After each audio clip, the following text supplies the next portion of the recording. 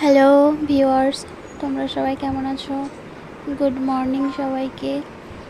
দেখো, আমার শরীরটা খুব খারাপ লাগছে। তো কি হয়েছে, তবুও কাজ তো করতেই হবে, যেহেতু বাড়ির বউ। শরীর খারাপ হলেও আমাদের কাজ করতে হবে। তো দেখো, আমি এখন কি করব। দেখো, কতগুলো মাছ এনেছে। মানে আমার হাজবেন্ড না সে শত্রু, আমি কিছুই বুঝতে পারি না। মাঝে মাঝে এক এক গামলা মাছ এনেছে, এবার এতগুলো মাছ কাটতে হবে। শরীর খারাপ তো কি হয়েছে, মাছগুলো যদি এরকম করে ফ্রিজে রেখে দিই তাহলে তো নষ্ট হয়ে যাবে। কোনো দিনও আমি মাছ কাটিনি, বাবার বাড়িতে তো কোনো দিন কিচ্ছু করিনি। মানে স্নান করার পরেও সেই জামা প্যান্টগুলো রেখে দিতাম, আমার মা সব ধুয়ে দিত। ভাত খেয়ে হাত ধুয়ে উঠে যেতাম। সেই মানুষ শ্বশুর বাড়িতে এসে আমাকে সব করতে হচ্ছে। আমি মাছ কাটতে পারি না, তো ওকে বলেছিলাম যে মাছগুলো কেটে এনো, কিন্তু টাইম পাইনি বলে এরকম করে নিয়ে এসছে। তো এখন আমাকে এই মাছগুলো কাটতে হবে। শরীরটা খুব অসুস্থ লাগছে, তারপরেও আমাকে এগুলো কাটতে হচ্ছে। কি করব, এটা তো আর বাবার বাড়ি না যে পারবো না বললেই হয়ে গেল, মা সব করে নেবে। এটা শ্বশুর বাড়ি। খুব কান্না পাচ্ছিল, মায়ের কথা খুব মনে পড়ছিল যে আমি কি করতাম বাবার বাড়িতে থাকতে।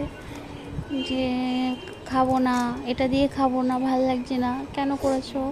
আবার মা যেটা ভাল লাগে সেটা করে খাওয়াতো।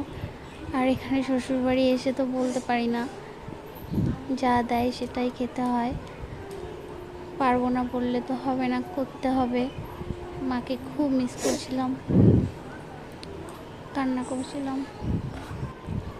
জীবনে তো স্যাক্রিফাইস করতে করতেই সব কিছু চলে গেল। বাবা খুব ভালোবাসতো, জীবনও কোনো দিনও আমাকে মারেনি। এখানে এসে শ্বশুর বাড়িতে এসে কত কথা শুনতে হয়, কত কিছু শুনতে হয়, তারপরেও এখান থেকে তো কোথাও যাওয়া যাবে না। এটাই বাড়ি, এটাই সংসার, এটাই সব কিছু নিয়েই থাকতে হবে। কিচ্ছু করার নেই, সব করতে হবে নিজেকেই। নিজের বাড়ি, নিজের ঘর, নিজের সংসার, সব কিছু নিজেরই। কষ্ট পেয়ে কান্না করে আর কি করব, সেই সব করতে হবে। কখনো কোনো দিনও মাছ কাটিনি, তো এতগুলো মাছ কাটবো দেখেই আমার মাথাটা গরম হয়ে গেছিলো। তারপরে কাকে কি বলবো, ঠিক আছে চলো, নিজেই করছি সব। সংসার করা খুব কঠিন, খুব কঠিন সংসার করা। সবার মন জুগিয়ে চলতে চলতে নিজের মনের কথাই শুনতে ভুলে যাই। তবুও তাদের কাছে ভালো হতে পারলাম না। এইভাবেই চলছে, এইভাবেই চলবে হয়তো। আমরাও সেই সব মেয়েদের মতো হতে পারলাম না যারা সংসার ছেড়ে চলে যায়, সুন্দর আর একটা বিয়ে করে নেয়, সেখানে সুখে থাকে। নিজের মনকে সান্ত্বনা দিই, তাছাড়া তো আর কিছু করার নেই। দেখো, আমার মাছ কাটা হয়ে গেছে, কি সুন্দর মাছ কেটেছি আমি। আমি এখন সব করতে পারি, আগে তো কিছুই করতে পারতাম না। আগে শুধু কথা শুনতাম হাজব্যান্ডের, কিচ্ছু পারে না, কিচ্ছু শেখায়নি। শাশুড়ি মা বলতো, হাজব্যান্ড বলতো, তাদের কথা শুনে শুনে শিখে গেছি। বাড়িতে কোনো কাজ করতাম না, এই জন্য কোনো এক্সপিরিয়েন্স নেই এইসব ব্যাপারে। খুব কষ্ট হয়ে গেছিলো, পিঠটা এত যন্ত্রণা করছে, পিঠে ইঞ্জেকশনের ব্যথাটা খুব করছিল, খুব কষ্ট হচ্ছিল। এই কষ্টটা দেখার মতো কেউ নেই, নিজের কষ্ট নিজেরই সামলাতে হবে নিজেকেই। অ্যাকচুয়ালি কী বলতো, যাদের বাবার বাড়ি অবস্থা ভালো, টাকা পয়সা আছে, সেই সব মেয়েরাই হয়তো বিয়ের পর অনেক সুখে থাকে, অনেক হ্যাপি থাকে।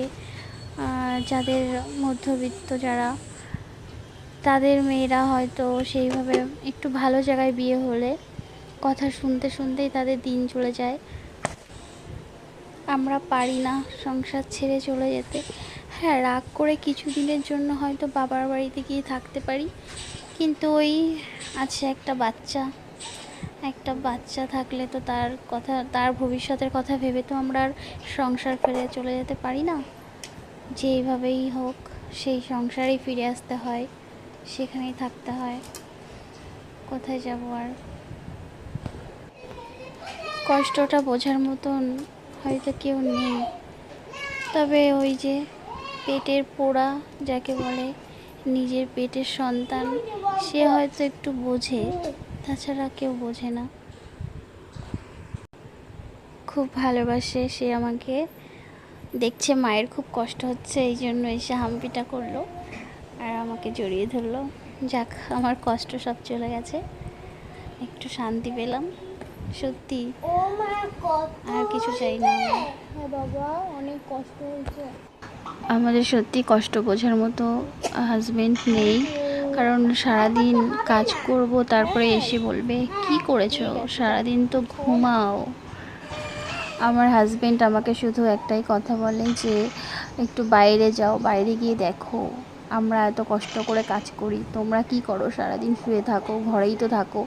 তো আমরা ঘরে যা করি, তোমরা বাইরে যেটুকু করে আসো তার থেকে বেশি আমরা ঘরে করি, আমাদেরটা দেখা যায় না, তোমাদেরটা দেখা যায়।